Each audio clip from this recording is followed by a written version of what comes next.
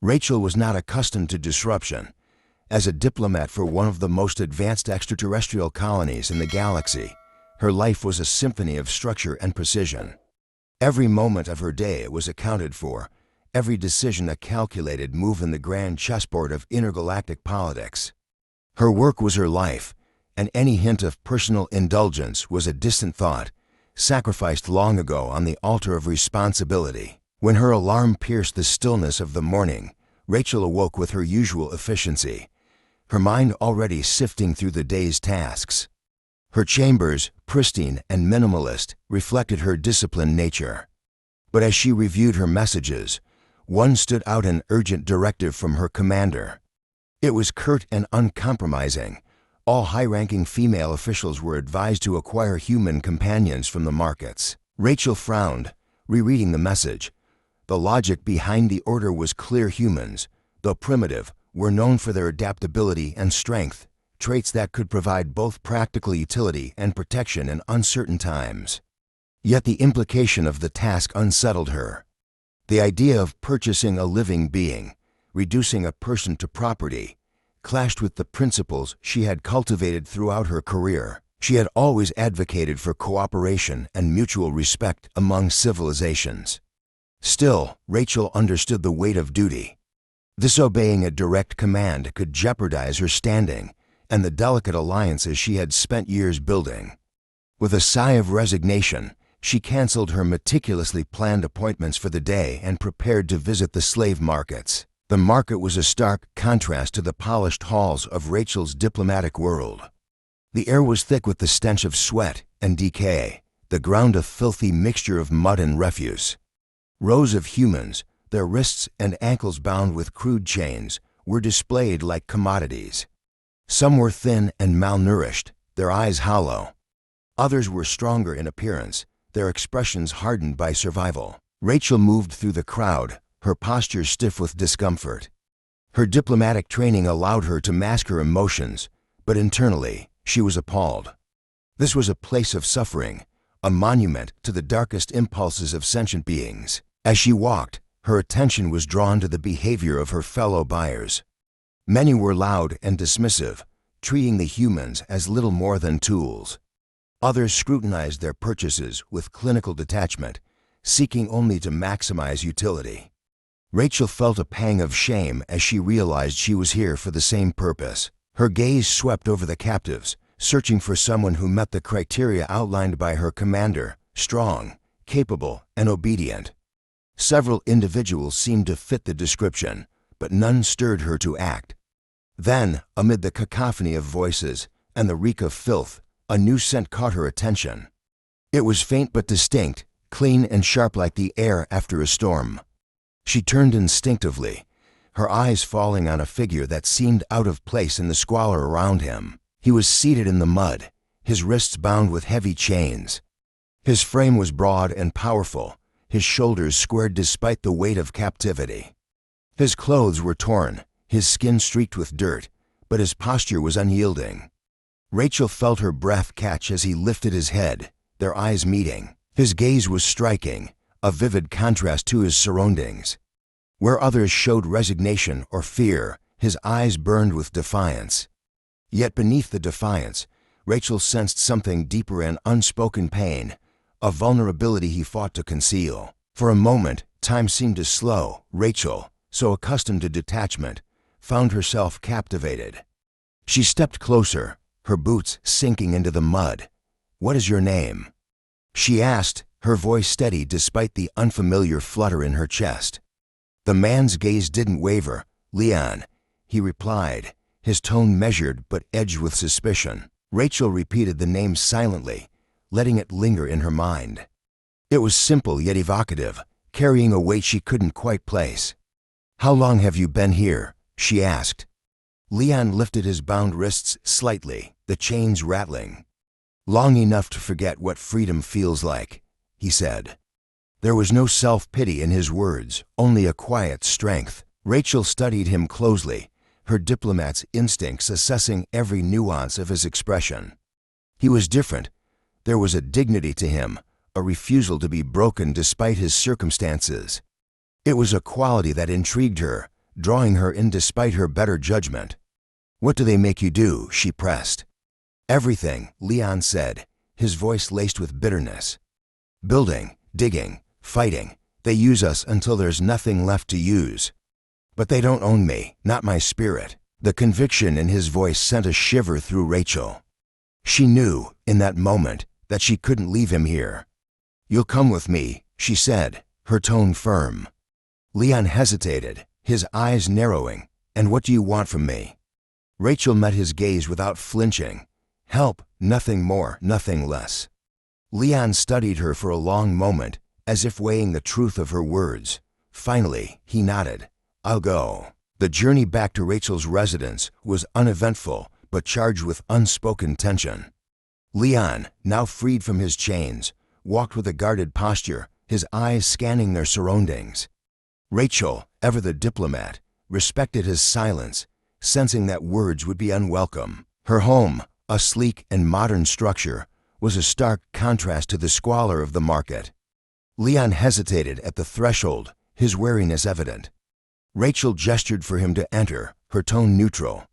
"This is where you'll stay." Leon stepped inside, his movements cautious. The interior was immaculate, its design minimalist but inviting. Rachel motioned toward a chair, and he sat, his eyes never leaving her. "I didn't bring you here as a servant," Rachel began, her voice calm but firm. "I need someone I can trust. Someone who can help me navigate the challenges ahead." Leon raised an eyebrow. "Trust isn't given, it's earned." "Then we'll start there," Rachel replied, a faint smile softening her expression. Days turned into weeks, and an unspoken understanding began to form between them. Rachel found herself drawn to Leon's resilience, his ability to maintain his identity despite the hardships he had endured. Leon, in turn, was surprised by Rachel's integrity. She treated him not as property, but as an equal, a partner in navigating the complexities of their shared existence. One morning, Leon awoke to find Rachel asleep beside him. Her presence was unexpected but oddly comforting. He watched her for a moment, noting the vulnerability in her features that her waking demeanor rarely revealed. When Rachel stirred, she offered no explanation, instead resuming her day with her usual efficiency. But the moment lingered in Leon's mind, a reminder of the growing connection between them. Their bond deepened with time, transcending the circumstances that had brought them together. Rachel, once defined by her duty, began to question the life she had built. Her days, once ruled by rigid schedules and strategic alliances, now held a different rhythm. In the quiet moments, she found herself observing Leon's strength, his resilience, and the way he navigated his new freedom with cautious but steady steps. Leon, freed from his chains, found himself grappling with a new kind of captivity, the pull of emotions he had long suppressed. He had spent years numbing himself to survive, burying anger, fear, and hope alike beneath a hardened exterior.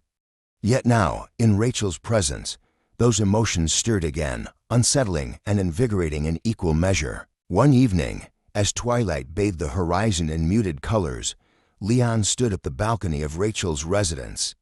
The alien city stretched before him, its shimmering lights a stark contrast to the darkness of his past.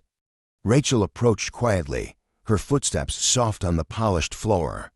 "You've been out here for a while," she said, her voice gentle. Leon didn't turn immediately, his gaze fixed on the skyline. "It's strange," he said finally. "To be here, free to stand still, to think. For so long, all I knew was survival. I didn't have time to think about what came next." Rachel leaned against the railing beside him, her presence calm and steady. "And now?" she asked. Leon's jaw tightened as he considered her question. "Now, I'm not sure. I've spent so much of my life fighting to stay alive. I don't know how to live." Rachel reached out, her hand lightly brushing his arm. "You don't have to figure it all out at once," she said. "You're allowed to take your time." Leon turned to her then, his expression both grateful and wary. "You make it sound easy. It's not," Rachel admitted. "But you don't have to do it alone." Her words hung in the air between them, a quiet promise that neither fully understood, but both felt deeply. In the days that followed, Rachel found herself increasingly distracted during her diplomatic duties. Meetings that once consumed her attention now felt hollow, the endless discussions of trade agreements and territorial disputes paling in comparison to the moments she shared with Leon. She began to see the cracks in the system she had dedicated her life to, the cold pragmatism that valued utility over humanity, the justifications for exploitation cloaked in the language of progress. At the same time, Leon struggled with his own inner turmoil. Rachel's kindness and trust were foreign to him, yet he found himself drawn to her in ways he couldn't explain. He began to notice the subtle things about her, the way she furrowed her brow when deep in thought, the quiet strength in her voice when she spoke of her ideals, and the flicker of vulnerability she tried to hide when she thought no one was watching. One afternoon, Rachel returned home to find Leon in the small garden behind her residence. He was kneeling in the soil, his hands dirty as he worked to clear a patch of weeds. The sight caught her off guard. Leon, the man who had survived unimaginable hardship, finding solace in something so simple and ordinary. "What are you doing?" she asked, unable to hide her curiosity. Leon looked up, a faint smile playing on his lips. "I needed something to do. Figured I'd make this place a little less empty." Rachel stepped closer, her gaze softening as she took in his handiwork. The garden, once neglected, now showed signs of life. Newly turned soil, a few budding plants. "It's beautiful," she said quietly. Leon shrugged, but there was a hint of pride in his expression. "It's not much, but it's a start." Rachel knelt beside him, her fingers brushing the soil. "Sometimes that's all we need," she said. Their conversations grew longer, their silence is more comfortable. Rachel began sharing pieces of her past, stories of her rise through the diplomatic ranks, the sacrifices she had made, and the loneliness that often accompanied her success. Leon, in turn, spoke of his life before captivity. He had been a builder, crafting homes and structures with his hands. He talked about the family he had lost, the friends who hadn't survived, and the guilt that lingered despite knowing he had done everything he could. "I've never told anyone this," he confessed one night, his voice low. "When they took me, I promised myself I wouldn't let them break me. But there were times I thought about giving up, letting go, just to end the pain." Rachel reached for his hand, her touch firm and reassuring. "But you didn't," she said. "You're still here. That matters." Leon looked at her, his eyes searching hers. "Because of you," he said quietly. One evening, as they sat together after dinner, Rachel finally addressed the question that had been lingering between them. "Leon," she began, her voice hesitant but steady, "do you ever think about leaving this place, starting over somewhere new?" Leon's brow furrowed as he considered her words. "I've thought about it," he admitted, "but I don't know where I'd go. Or what I'd do." Rachel took a deep breath. "What if we left together?" Leon stared at her, surprised. "You'd give all this up, your work, your life here?" Rachel nodded slowly. "For years, I thought my work was everything, that it defined me, but now I see things differently. This life, this system, it's not what I thought it was, and it's not what I want anymore." Leon was silent for a long moment, his gaze searching hers. "And what do you want?" he asked finally. "You," Rachel said simply. "I want a life where I'm not just existing, where I'm not trapped by duty and expectations. I want to be with you wherever that takes us." Leon felt his chest tighten at her words, a mix of emotions threatening to overwhelm him. For so long, he had believed himself unworthy of connection, unworthy of love. But Rachel's sincerity left no room for doubt. "Then we'll go," he said, his voice steady. Together, the decision set their plans into motion. Rachel used her diplomatic connections to quietly arrange passage to Earth, ensuring their departure would go unnoticed. The process was fraught with tension, each step a reminder of the risks they were taking. When the day of their departure arrived, Rachel and Leon stood side by side, their belongings packed into a single bag. As they boarded the ship, Rachel glanced at Leon, her heart swelling with a mix of fear and hope. "Are you ready?" she asked. Leon reached for her hand, his grip firm and reassuring. "I am," he said. For the first time in their lives, they were stepping into the unknown not as captor and captive, not as diplomat and servant, but as equals. Together, they would build a new life, free from the chains of their past. And for the first time, they felt truly free.